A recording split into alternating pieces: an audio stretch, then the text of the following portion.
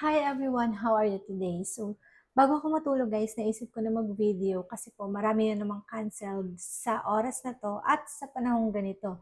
Lalo na yung mga parating pa na bagyo next week or sa susunod pa po naman. Kasi 'di ba, basta pa bare months talaga guys, maraming bagyo. So, ito po yung mga reminders ko sa mga passengers or sa mga client or kahit sa non-client man na nag-book na kung saan kayo nag-book guys, dapat doon nyo lang aayusin yung ticket nyo kasi meron kaninang scenario, isang under agent ko, nagka-problem po siya doon sa kanyang client na pag-cancel po kasi dapat ang tatawagan nyo kung nag-book kayo sa agent is yung agent nyo. And then, sa kanya nyo po papaayos guys kung hindi naman na-cancel yung flight during yung paalis kayo. Kasi pwede niya po yung maayos basta i-email lang yun siya ng agent. Kasi kung papakialaman siya ng airlines, guys, syempre, mag-iiba po yung ticket nyo. I mean, for example, yung airlines, na-refund niya, ayun po yung scenario kanina, na-refund ng airlines. So, pag na-refund po ng airlines at hindi niya siya makita sa system ng agent, so, dun lang po yung refund sa end ng Cebu Pacific or any airlines. Kasi po, sa kanila mapupunta yung refund na yun kasi sila po yung nag-ayos nun.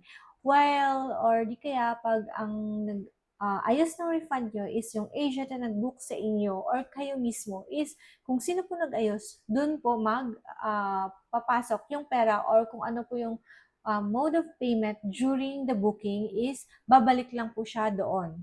Like sa system namin, kami po ang nag-book, di ba? Sa system po kami nag-pay para sa airline. So, ibabalik yun ng airline sa system namin pag cancel naman po yung flight nyo, na kami po talaga yung mag-aasikaso. Pero kung pinakailaman nyo po yung ticket nyo, so dapat guys, kung pinakailaman nyo, since parang hindi naman kayo nagte-trust sa amin, parang ganun po ang nangyayari, na parang hindi kayo okay sa agent, hindi kayo nagte-trust, ganun. So better, kung saan kayo nagpaayos, kailangan alamin nyo yung name, yung contact details nila, kasi in case na magka-problem or hihingin nyo nga yung refund, sila talaga mahahabol nyo. Kasi kung sabi nyo lang sabi ng Cebu Pacific na refund at hindi po yun siya nakita sa system ng agent, so hindi po yun siya ma-refund sa inyo. So, ayun, pag cancellation also, hindi lang kayo basta-basta magsabi na dahil umulan, canceled na. No, kailangan hintayin nyo po ng airlines is mag-email sa inyo or mag-inform na canceled talaga. Kasi once kayo lang po nag-cancel na wala naman pong cancellation mismo yung airlines, so gusto nyo lang mag-cancel kasi bagyo,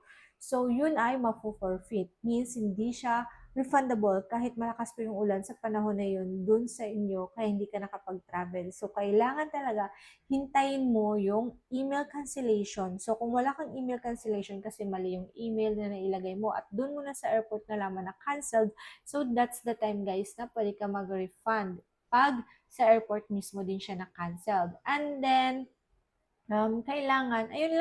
ayun lang yung rules guys. Kung saan kayo nag-book, dapat kausapin nyo yung nag-book, kung sino mo nag-process about your cancellation, refund, or kung anong request, kasi sila po nakakalam kung ano yung mga rules. Pero yun nga, kung DIY lang kayo, may iba po kasi guys, like sa third party lang sila nag-book.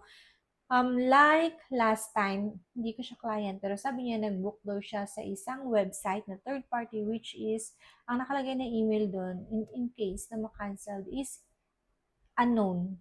Yung zzzz, ganun-ganun.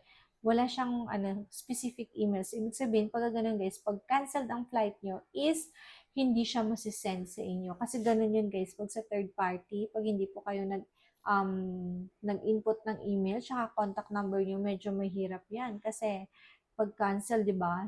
Saan naman ko contact yung airlines kung hindi nyo naman na-input yung email nyo. So, ayun, make sure na may email and contact number during the booking kasi yun po yung legit site talaga ng mga airlines. So, yun lang po ang reminders ko sa inyo sa ngayong maulan na panahon. If you have question, you can message below and then sasagutin ko yan kung marami pong question tungkol sa topic na yan, guys. So, good night!